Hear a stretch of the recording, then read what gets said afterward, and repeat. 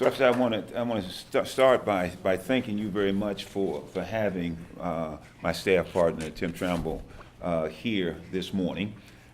It's as chair of the committee that Mr. Webster chairs, you folks couldn't have a better chair. We started making these arrangements a couple of months ago. I got emails, I got phone calls, I got emails, I got phone calls. He was he was tenacious, he was thorough, and it was really a delight, to work with someone that had that much commitment to, particularly in the Social Justice Committee. So your committee, folks, is in good hands. Let me tell you. Thank you so much. Also, want to thank Pastor Giuliani.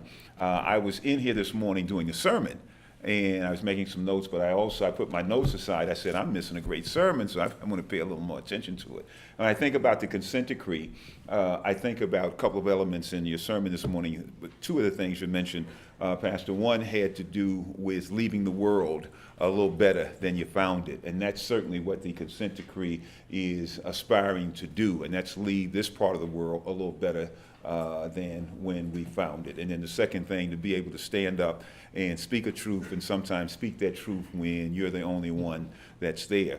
And as you have some executive summaries, and hopefully later sometime today or next week you'll read these. This is the Department of Justice, and it's speaking some of those truths that they stood up and spoke about that eventually brought about the consent decree. And we're going to talk a little bit about that.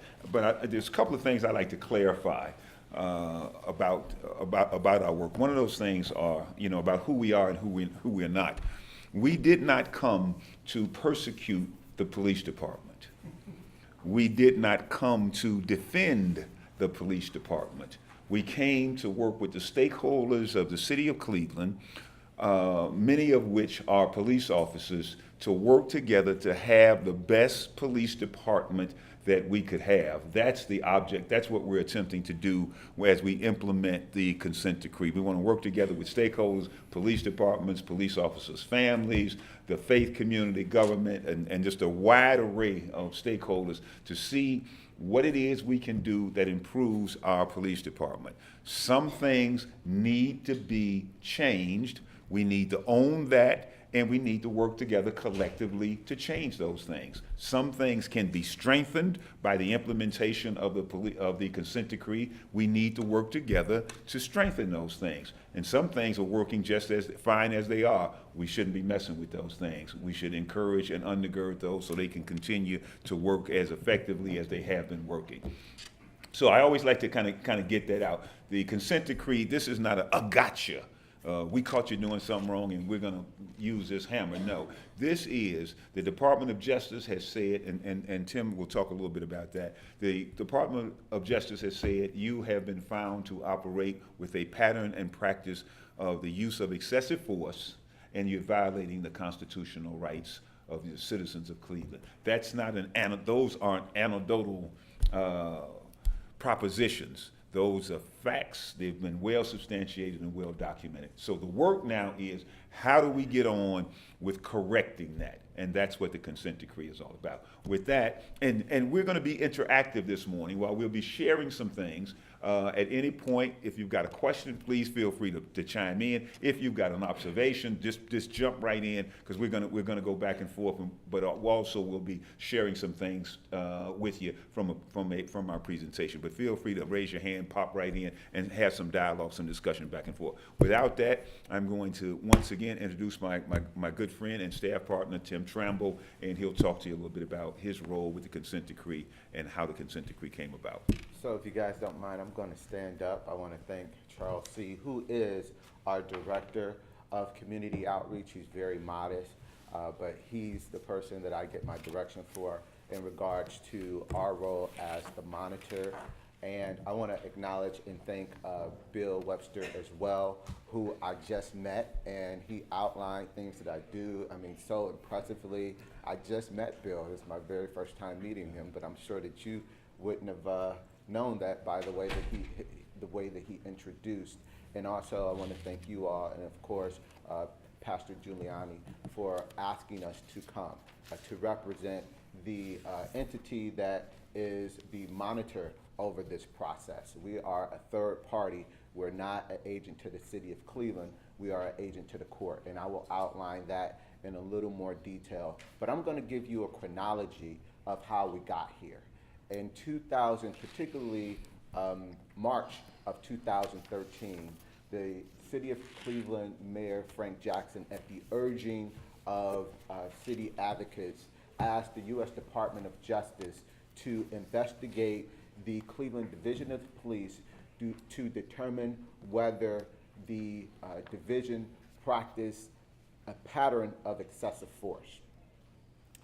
In December of 2014, the Department of Justice had concluded their report that included interviews with officers, ride-alongs with officers, meetings with command staff, meetings with people in the community, even held community meetings to communicate with the common people to ask, how do you perceive the police? What are your perceptions of the Cleveland police?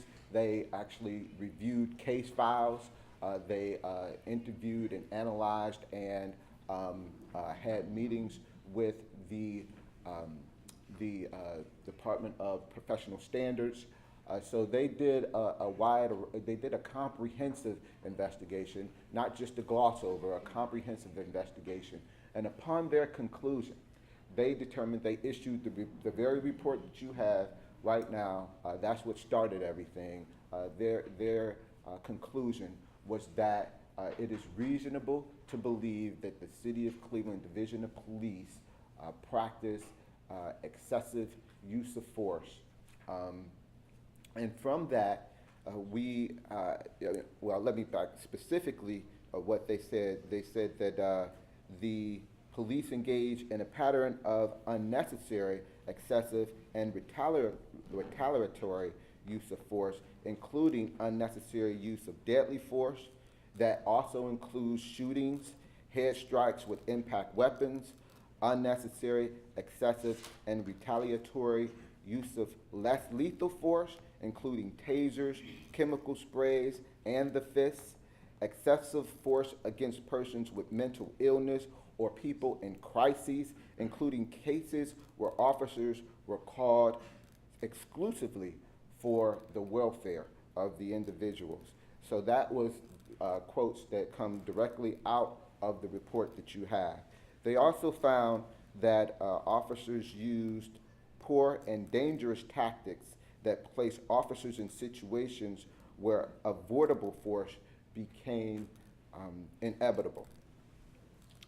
As you know, the Constitution requires the officers use only the amount of force that is reasonable under the circumstances. I'm quoting the consent decree rather than paraphrasing in my own words.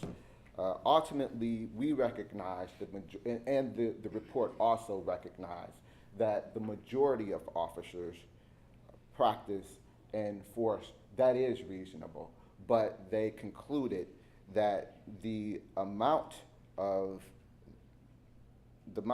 excessive force was far too often. So even though the majority of force that was used was appropriate, the amount of excessive force that was used was way above and beyond what was typical of police departments. So in May of 2005, last year, the City of Cleveland entered into an agreement with the U.S. Department of Justice, and that agreement is known as the consent decree. Now, you provided them with the ODJ report, right? Yeah, the executive the summary. DOJ report. Okay, and so there are 4 documents that I'm going to outline. I've already covered the DOJ report, the Department of Justice report. The second report, or the second document, is the consent decree, what is referred to as the consent decree. And the consent decree is basically an agreement around reforming the police department that requires the City of Cleveland to undergo change in their policies, their practices, their procedures, their data systems, and a variety of other things, and the way that they engage with the community and how they receive recommendations from the community as well. Um, so in October, let me see, I'm sorry, I'm jumping. In September of 2005, the very first milestone of the consent decree was reached when the city of Cleveland established the Cleveland Community Policing Commission. And the Cleveland Community Policing Commission is basically responsible for being a conduit between the community and the process of reform. So they are responsible for getting information and feedback from the community. They are responsible for engaging the community, and they're responsible for creating and making recommendations to the City of Cleveland Mayor, City Council, and the Division of Police for specific components of policy changes. In October of last year, we were brought in as the monitor, and we, Charles C. and myself, actually reports to the individual that the City of Cleveland and the Department of Justice selected as the monitor, and that is Matthew Barge. Matthew Barge is the vice president of a firm known as the Police Assessment Resource Center. His office is out of New York. Matthew is an expert, a very versed individual on police reform. He's worked all over the country and has helped other cities to respond and meet the requirements of their consent decrees. Matthew, as I said, as Charles said earlier, we are not an agent to the city, we are an agent of the courts. The chief judge of the Northern District of Ohio is the individual that that oversees this consent decree process. And Matthew and his team report to Judge Solomon Oliver. The team itself is comprised of experts that are experts in the way of use of force. We have individuals who are experts in the way of data systems and tracking systems of police departments. We have experts in the way of crisis intervention training. We have experts ourselves. We consider ourselves the experts in the way of community engagement.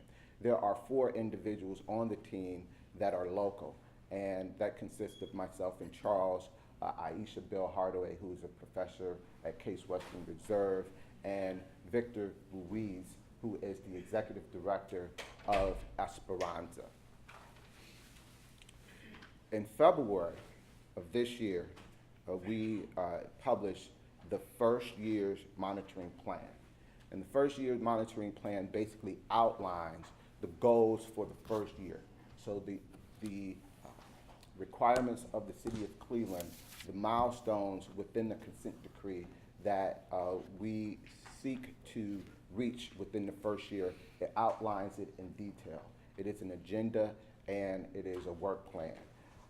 So some of the things that we seek to accomplish is to create a new mission statement for the Cleveland Police, Cleveland Division of Police, a use of force policy, the use of force policy for the officers, the use of force policy for how the officers report use of force, use of force investigations, and the review of use of force. We're also hoping to have a training plan committed for the, or completed for the officers, body-worn cameras, bias-free policing, and we will start to work on a comprehensive community and problem-oriented policing working plan. So that just gives you a sense of all of the things that we've done just this week, and Bill and Charles was talking about it. Just this week, we published the semi-annual report that sort of outlined the progress of the consent decree. the things that we're working on in the consent decree. Yes, sir? Yes, I was wondering, how is your progress coming, and are you getting prepared for next month when the Republicans come to town? Yeah, so the Republican convention, we are not a function of that. We're not monitoring that. We're basically leaving that to the city of Cleveland in regard. We're not informing the city of Cleveland as to how they should do that. I'm sorry. Charles, you can speak Yeah. more to that? Yeah, and the only involvement, we will be on the ground and we will be monitoring police-citizen interaction when that comes to town. But as Tim said, primarily responsibility for overseeing that is the Cleveland Police Department and those other departments that they have asked to come and join them as they do that. But the monitors will be on the ground monitoring police interaction. Yeah, and as far as the reports, I outlined four. So the first was the actual Department of Justice report. The second was the consent decree itself. The third was the first-year monitoring plan. And the fourth was the semi-annual report. All of those reports you can find in detail as they are written on our website. The website is clevelandpolicemonitor.com or clevelandpolicemonitor.net. You can access each one of those reports, and in fact, you have one, Executive summary. the executive summary with you. Yes, sir? Yes, so why do these victims resist arrest? Wouldn't a lot of these problems be solved if they just lay down on the ground and resist arrest? Yeah, so, Charles? Yeah. You want? Well, you certainly have, that's a good question, when we get it a lot. You certainly have those folks who do resist arrest. And those folks require a certain amount of force to be arrested. There's a continuum of force. But as you, you did have a copy of the executive summary. Yeah, what you'll find in there is that the consent decree came about as a result of those folks, though, that were being abused who were not resisting arrest. Those folks who were in handcuffs, those folks who had surrendered, those folks that were running away. Any number of incidents have been documented by the Department of Justice that we have on film, that we have witnesses to, where the suspect or the assailant was in custody, had already been subdued, and was still subject to an excessive use of force. And when you talk about excessive use of force, when you talk about lethal force, that means folks died that didn't have to die, where they pose no clear and present danger to anyone, but they wound up dead anyway. So I agree with you. If you surrender, if there is no problem, then you probably aren't going to have a problem. But we had, unfortunately, so many instances where folks had surrendered, where they were in handcuffs, where they were being beaten, where they were being struck by multiple officers, and that's what brought the consent decree about. But good question, and we get it all the time, too. Yes, sir. Is there a generally accepted standard of use of force that is generally accepted by cities in the state of Ohio? Or is that something that is also being worked on? Yes, there is an another good question. There is an accepted standard of use of force, and it's a continuum of force. It is an officer is authorized to use as much force as is necessary that addresses the situation that he or she is confronted with. So you get, and it's on. You can lay hands on somebody. You can physically subdue someone. You can draw your weapon. You can shoot. It depends on what the circumstances are meriting each one of those. And there is a continuum. There is a standard use of force. One of the things that the consent decree will be addressing is the establishment of a use of force policy that addresses that. As Tim referred to, you've got an excessive use of force. If I've got my hands in the air, I'm handcuffed and I've surrendered, there's no need to continue to use force against me. There's a question in the back. Yes, ma'am. Well, it pertains to this question about why people resist arrest, and it's been found, of course, everybody knows that sometimes people with mental illnesses who don't exactly know what's happening to them resist arrest for whatever their mental issues are. And so, do you have a special group that are giving training on issues like that so that the police recognize when there's such an issue and know how to handle it? I really expect these kinds of questions from Old Stone Church. That's very good. Yes, ma'am. Yes, ma'am. There certainly is. One of the things that we're doing, the CIT, Crisis Intervention Training Team, we've got one of the leading experts in the world in Randy DuPont, who has shaped for departments all around the country the proper interactions with folks who are experiencing behavioral health problems. And officers will be trained 40 hours, will receive 40 hours of training, and the entire department will be trained on how to appropriately interact with folks when they come upon a situation and it appears to be a behavioral health situation. There is a special crisis intervention team that is currently in the play. Officers now receive 8 hours of training. That will be expanded to 40 hours of training. Bill Dennehan, who is the CEO at the Mental Health Board, he and his crew responsible for training Cleveland police officers. There is a memorandum in effect that they have retained the Mental Health Board to provide this CIT training for the officers. So that is recognized, it's being addressed, and a lot of things come about, a lot of instances come about. Are they going to require that the training be upgraded like with most every 2 years? Yes, ma'am. Absolutely. It's ongoing. You know, you get the in-service training and it continues to be ongoing, and all of your officers will be getting. There is a special unit, crisis intervention team officers. That's a special unit, but all officers will have basic training in how do you respond to folks involved in mental health, with mental health crises. Yes, ma'am. This lady, then that lady, and then back to this gentleman.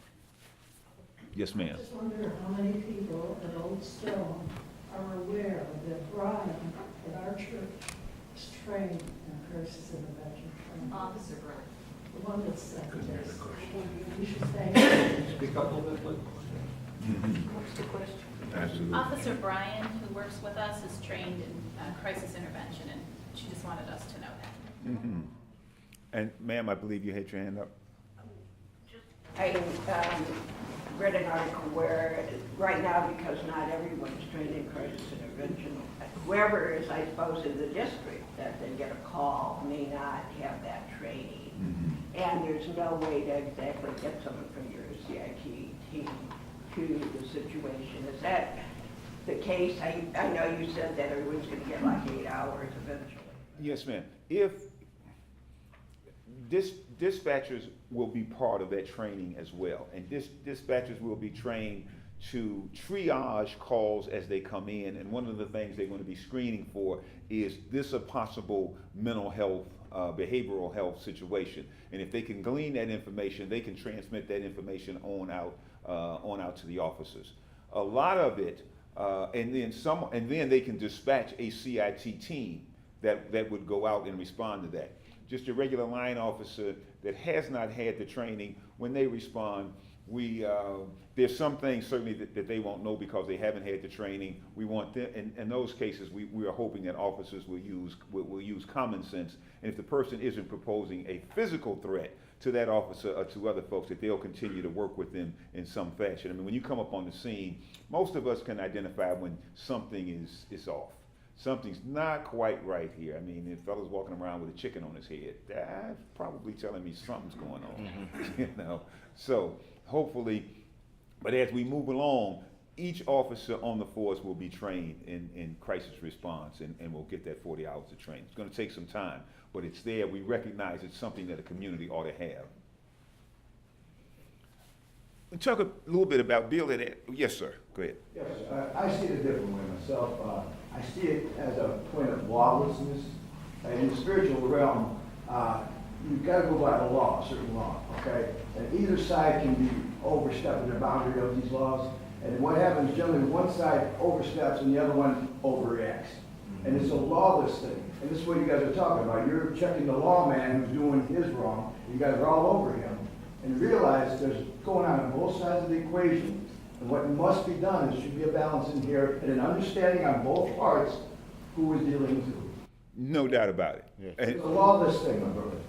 Well, and we kind of, I think we kind of agree that wherever there is a breaking of the law, whoever is breaking that law, they've got to be checked on either side. And so that's what, and the consent decree is not only looking at, what police officers are doing, but we meet with community groups all the time. And we're saying to community groups as well, that there's something that citizens have to be responsible for as well. Spiritual realm also. There's one very heavily involved.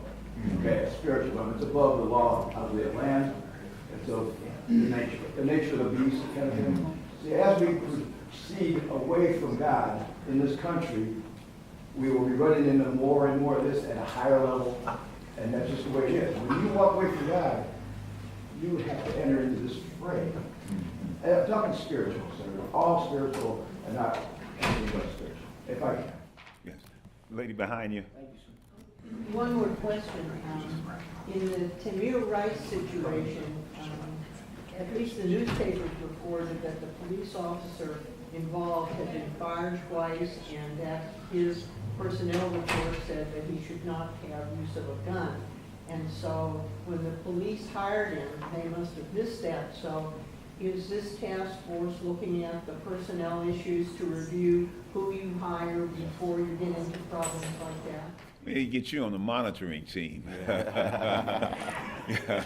Yes, ma'am, we certainly are. Yeah. That's one of the elements that set forth in the consent decree. We're looking at recruitment, training of officers, screening of officers, psychological evaluations of officers, and continued performance evaluations of officers. So you're absolutely correct. We want to take a look at who's being hired, how they're doing while they're on the job. We want to look at a continuum of reports, behavior, problems that have been reported, all of that to determine the appropriateness first of hiring an individual and then the appropriateness of keeping an individual employed, as their performance unfolds throughout the years of their service. Absolutely. One other side to that, a lot of my friends who are friends of police officers more or less bombard me with questions about what about the other side in the sense of parents teaching children about use of guns or not use of guns or anything like that.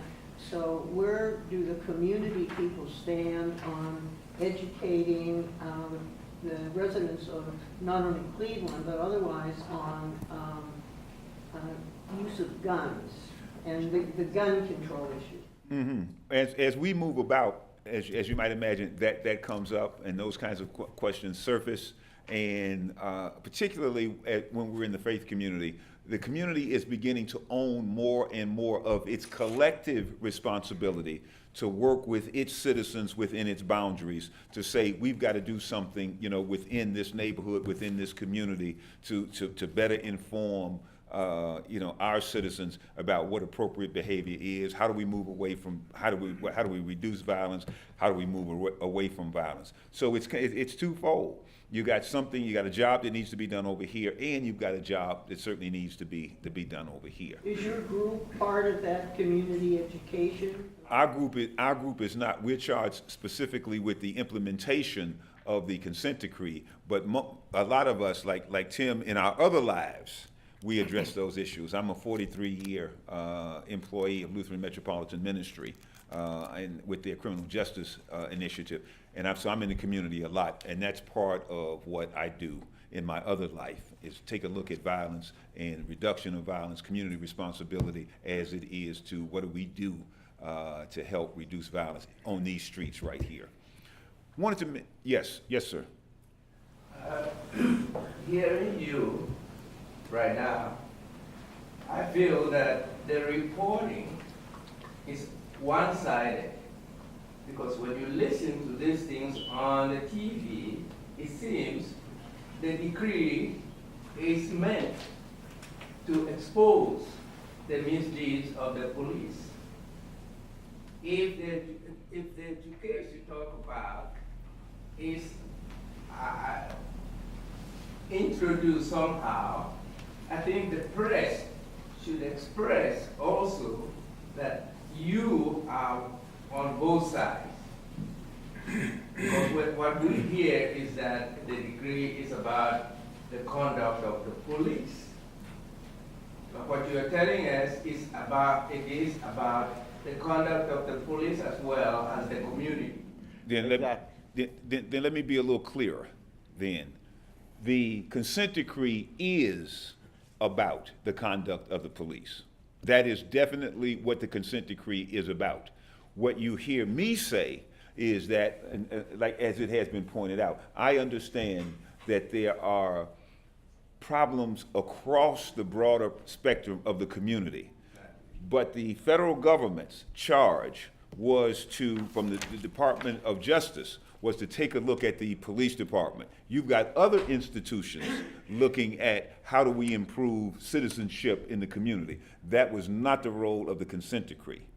Yeah, so you are absolutely correct. This focuses on police conduct and police behavior and how do we improve that. A side effect of that will be that as citizens get involved, as the community interacts more and more with the police, there'll be a greater understanding of what police officers are confronted with, and hopefully those folks then will say to the members of their community, maybe if we did a little more of this, we wouldn't have as much of that. But that's a collateral response, I think. Tim, you wanted to say? Yeah, I would just add that while it does focus on the actions of the police and the policies and the way that the police operate, part of that is that it wants the police to become more community and problem oriented. And in doing so, that means, like for my job, for example, I run a community development corporation, but in order for me to be effective in running the community development corporation, there are many partners throughout the city of Cleveland that I have to involve in the community development process. And if I don't do that, then I'm ineffective. So the Division of Police will be ineffective if the community isn't a partner in their process of policing. And that's really what, as I read the consent decree, it's all about. It's about creating a community policing commission that could work hand in hand with the Division of Police. It's about creating portals where individuals of the community, regular citizens, can engage in the process of reform and can continue to engage after the reform process is over, and just natural interactions with the police. The spirit and the philosophy of policing, that it is, again, community and problem oriented as opposed to being an enforcer. So I think that the whole spirit of the consent decree, while it focuses on what the responsibilities of the Division of Police is, it's about creating a spirit that engages the community in the whole process. Right. Which is what brought us here. Which is what brought us here this morning. And Tim, excellent segue in terms of community policing. What is community policing? What might it look like 5 years in the future? And that's exactly what Tim was referring to. That collaborative effort. It's the police department working with the community. Problem-oriented policing, in which the community sits down with the police department and they take a look at strategies that get at effective policing in that particular community, and has several elements to it. It really takes into account that police officers should know geographically the area that they are involved in, that they should have interactions, very positive interactions with those citizens that they police on a day-by-day basis, that they spend time in that community as they move about, so they understand the culture of the community, that those officers are culturally competent, that they're able to work collaboratively with the organizations and with the citizens that are there. At the end of the day, what we want is a police department and a community that's kind of walking down the street together, where there's community trust policing, where officers can say, I know these people know me, and we're here, we being the officers, and we're here to provide a safe environment and a safe community for people. and where the police department realizes that in order for that to happen, citizens have to have a say in how policing is done in their community. And that's what the monitoring team, and that's what the monitor has charged us with, making sure that there is a constant, intense, robust effort to engage the community as we develop policies and as we develop practices, to make sure that the community has had an opportunity to weigh in on that. So we're sending out surveys a lot to say, here's the use of force. Tell us what you think the use of force ought to entail. Here's a policy on the mission statement. You tell us what the mission statement ought to look like. What values should it have? So when we talk about community policing, there's a core value that that institution within that the Cleveland Police Department has to have at its very core, that citizens are valuable, they are part of this community, and we ought to be interacting and doing this together. Yes, sir, you had your hand up. First of all, I want to thank you guys for sharing with us today.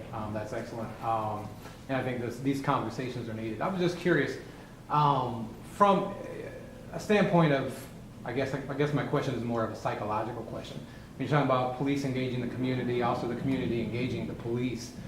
My question is with the use of news media today and a lot of the news stories that are put on a 24-hour cycle, and we see an officer doing something bad continuously 24 hours a day in a loop in the current world that we live in with media, the way we have access to it. I was just curious, do you think that that is damaging to how the community interact with police? When we look at some of the actual federal studies and independent studies with actual arrests that end in a fatality is really fractional. So do those facts and statistics sometimes get lost in the emotion of our current social justice world in a continual media? Go ahead, Tim. I would just say that to answer directly your question, I would at least say, in my opinion, absolutely. And I think that we all understand that, those images and continual, sort of stories around, what police officers are doing have some sort of effect, right? And it also has all of the stories that you see and the images that you see around individuals or certain individuals of the community also has an effect. And so there's something that we talk about in bias-free policing known as implicit bias. And implicit bias has to do with all of those images and all of those stories and all of the things in our environment that we see that create a implicit bias. So a bias that we may not even recognize that we have. That so when there are two individuals that meet one another, and based on those environments, one of the things that we talk about when we engage the youth is around fear. And how do you feel? How do you feel? So in this conversation and this reality that you're right, the guy that made the point about, there's two legs to this body, right? One leg is the law enforcement, and the other leg is community, and both of those legs have to be sort of in sync in order to move, right? So we work on that. When I'm out engaging in the community, we work on the reality of how do you feel when you engage the police, and how do you think the police feel when they engage you? And the reality of what we hear in our ride-alongs with the police and our engagement with the community is that sometimes there's fear on both sides. And the fear on both sides sort of create this tension and create this situation. So understanding what implicit bias is, being able to then use what is known as procedural justice, because I don't know that I have the bias that I have. So if I engage the citizen using procedural justice, which means basically that there's a way that you engage every individual the same exact way, and part of that is explaining why you're doing what you're doing. Because when the individual asks, well, why wouldn't the people just stop and do what the police are telling them to do? Well, there are some people that are fearful of their life and just stopping and doing what the police tell them to do because of that implicit bias, because of everything that they've heard. They've heard stories from their cousins. They've heard about their brother when their brother was arrested. So when they come engaged for the first time with the cop, they're like, you know, they don't know whether to fight or to run or to freeze. And those are the three things that we do when we're confronted with fear. We're going to do one of those things. We're going to fight, flight, or freeze. And so sometimes, you know, we have the situations that we have. So you raise a really, really good point, and we're working through the process of addressing bias-free policing and what the experts and what the studies show you have to do and incorporate in your bias-free policing procedures and protocol in order to sort of deal with those, the reality of implicit bias. Yeah, and one of the other things, you know, you talk about media, you know, spinning the loop and loop and loop, you know, but there is enough concrete, substantiated, documented situations where that a community has that justify, I think, some of the community's concern about police. In this country, every 28 hours, a black man is killed by a law enforcement agency. That's a fact. Every 28 hours. When that statistic, that also included people accidentally struck by a police vehicle during a car chase, and there's some other things in that statistic that add to that a little bit. That is there, but that's a minimal inclusion that does that. And I mean, there's a host of, like, as I said before, this is our U.S. Department of Justice, who brought an objective view and look at the police department. We've got more and more communities around the country that are under consent decrees. So I think first thing we got to do is I think we have to own the situation as it is, and then say, yes, this is so. What needs to be correcting, let's correct it. And I think I started out by saying that. This wasn't we didn't come to make anybody wrong, but there are some facts that I would think that make people who are seeking justice in the society and the community that they live in concerned about the way our law enforcement community is operating, and we should be addressing that. We should be working with and I need to be on record for saying this, the vast majority of our police officers protect and serve with dignity, with honor, and respect throughout this city and throughout this country. So that's not those are not the people that are under discussion in this report here. We're talking about those officers that were found who were violating the citizens' rights and who were engaging in an excessive pattern of the use of force. Those are the folks that this decree is talking about. I'll go to this lady and I'll come back to this gentleman. To speak to that issue, there's been discussions recently about a kind of new idea, and it's called unconscious racism. And sometimes when you confront people about being racist, it makes them angry. And I think one of the reasons is that they're not totally aware of this underlying issue vis-a-vis different people. I wonder if you're going to address that issue, because if you aren't aware that you have certain problems, you're going to treat people one way. If you're aware that you've grown up with certain views about different groups of people, and you can own that and deal with it, then you will treat people differently. So I think we all ought to put on our agenda this idea of unconscious racism or views of different people. And are you addressing that? Is that part of your psychology? Yeah, so I think my last point addressed that in outlining the reality of implicit bias, what is referred to as implicit bias, that we all own it. We all have it. We all have an implicit bias, that there are certain images that we see that just based on that image and based on everything we were taught, everything we've heard, everything we saw about that image, there is something in us that feels a certain way that we may not know about. But if you look at how we respond to other images or to other individuals, and on a consistent basis, you'll see a pattern of bias based on our history of how we dealt with the individuals consistently throughout our careers. So I think that, again, using procedural justice and incorporating bias-free policing education. One thing that the director of the FBI said that I always remember early in this process that I never forgot is that you can't train your way into a new culture. And so there has to be, and what I like about the consent decree and what I like about the concept of community policing is that it's not necessarily a training, but more a philosophy.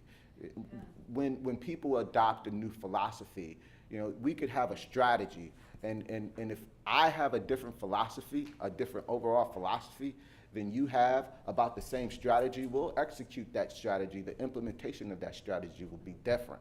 But if we're working under a philosophy where we all sort of understand and agree about the philosophy, and that's what's exciting about the consent decree. As you read it, as you read through it, you'll see that there's a philosophy that the police is a part of the community, and the community is an extension and should be woven into the fabric of how the police does its business. And if we're able to sort of indoctrinate that philosophy and make it something that every officer walk out on the street and think about and sort of take on the spirit of, I think that we'll see change over time. Mm-hmm. Yes, Reverend. Just, are you guys making practical recommendations regarding things like the relationship of the police to the actual neighborhood that they're policing? Oh. And as an example, I would say I live downtown. I don't know any police officers who live downtown. And sometimes the relationship is quite confrontational between residents and the police, who feel this is their zone and they know it. But they don't live here, and they don't really, in fact, we've talked to some officers who said, if I didn't have to work downtown, I wouldn't come downtown. Wow. And so I think that's changing, thankfully, because our city's changing. But I'm often concerned that sometimes we're being policed by people who don't have that same kind of investment in the neighborhood that they're policing. Absolutely, and we found that, the DOJ found that in their report, and that's what community policing begin to start to get at. You know, how do we integrate those officers in that geographical area where they work? We want them. The consent decree calls for training along that line, but it also calls that they be assigned on an ongoing basis to that community. Then we bring those people through local district community meetings. We bring those officers, we bring those citizens together where they can begin to interact. Community policing will get them out of their vehicles, on beat patrols, on bicycles, riding, so they can go face to face with citizens on a day-by-day basis, so you can know who they are, where they come from. You can know them by their first name and they can know you. So you're absolutely correct. We know the mayor, several years ago, there used to be a residency law here. Right. And yeah, that was there, and the residency law was proposed to help to get at some of those kinds of problems about isolation, about the alienation of community and police. Well, it got overturned at the state level. It got overturned, and so folks that were living in the city, city employees that were living in the city, moved out.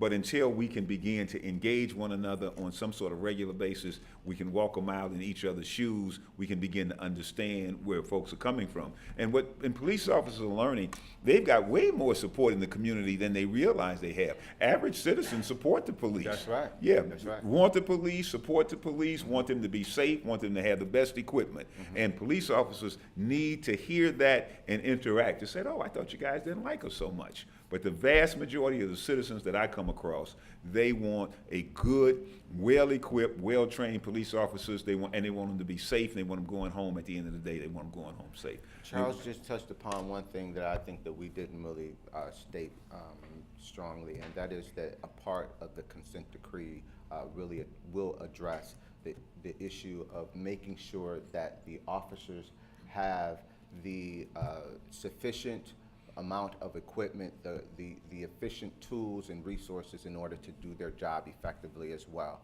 So, I mean, I've gone on a ride along, and the vehicle in which officers have to drive, at least the officer that I I went on a ride-along with.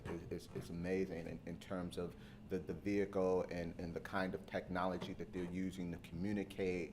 I remember I was pulled over, for example, in Bracknell, and it's a long story, but a family member, they thought that maybe I was a family member, and the officer had technology where he was able to pull up a picture right there and see that this family member was not me, and to see a history of this family member using various aliases, and to see clearly that, you know, my record is clean.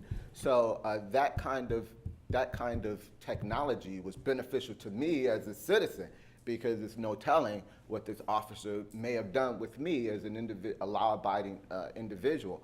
I don't know that we have that kind of technology in the city, but having the most current, efficient technology and equipment to do your job is very important, and that's one of the things that this consent decree requires as well. This gentleman and then this gentleman here. So I had an observation and a question, but the pastor took my question.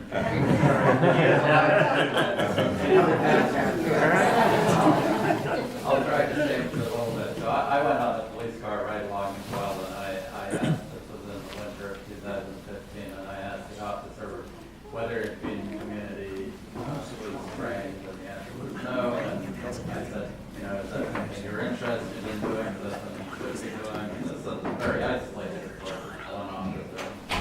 And his answer was, you don't want us community policing, you want us putting bad guys in jail. And taking this a little further, we also discussed the Samir Rice situation, and he said any police officer in Cleveland would have taken that shot, which was rather shocking. Now, again, this is an isolated one officer. I don't want to paint the whole police force with this, but it does get back into the community policing, and I thank you for your answers already about the community policing. I'll change my other, I'll try to get to the question with another observation, and that was, in the winter, there's not many people on the street, so the police cars, when I was in, simply went up behind somebody and put their license in the computer, and something would come out or not come out. Then you go to the next car, do the same thing, next car, do the same thing. And I was told by a commander that that was good policing, not profiling, which I can sort of understand.